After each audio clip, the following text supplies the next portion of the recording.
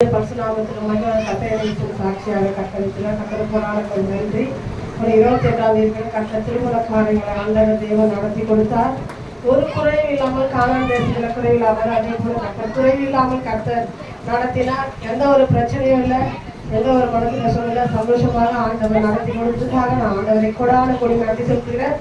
அந்த ஒரு மாதமாக மனிதனுடைய உதவி அல்ல, நான் ஒண்டியாக தான் போயிட்டு இருந்தேன். ஆனால் தேவனுடைய உதவி மாத்திரம் என் பக்கத்திலே இருந்தது. ஆனாலும் கர்த்தர் என் வலது பக்கத்தில் நின்று ஆண்டவர் எல்லா காரியங்களையும் போகலையும் வரங்களையும் எல்லாவற்றிலும் அந்த பத்திரிகை கொடுக்குற காரியங்களிலிருந்து என் தேவன் எல்லாவற்றிலும் என்னோடு கூட இருந்து ஆண்டவர் இந்த தனியாக நின்று என் தேவனுக்கு நல்ல ஒரு பலனை கொடுத்து கர்த்தர் தாமே என்னை நடத்தும்படியாக ஆண்டவர் உதவி செய்தார். அதற்கு நான் கொடான கொடி நன்றி செலுத்துகிறேன். வந்த அனைவருக்கும் நன்றி. கர்த்தருக்கு கொடான பாஸ்டர் எல்லாமே வந்து குடும்பத்தோடு கூட வந்தீங்க, எல்லாருமே வந்தீங்க. நன்றி, எல்லாருக்கும் நன்றி சொல்ல கடமைப்பட்டிருக்கிறேன். வராதவங்களுக்கு நன்றி தான், நான் எதுவுமே நினைக்கிறேன். கர்த்தர் தாமே இந்த சாட்சியை ஆசீர்வதிப்பாங்க. கர்த்தருக்கு நன்றி. இன்னைக்கு கூட வந்திருப்பாங்க, அவங்க பழவேற்காடுக்கு போயிட்டாங்க. கர்த்தர் அவங்க கூப்பிடலான்னு நினைச்சேன், இன்னைக்கு வரல. இன்னும் புதன்கிழமை போனவங்க இன்னும் வரல.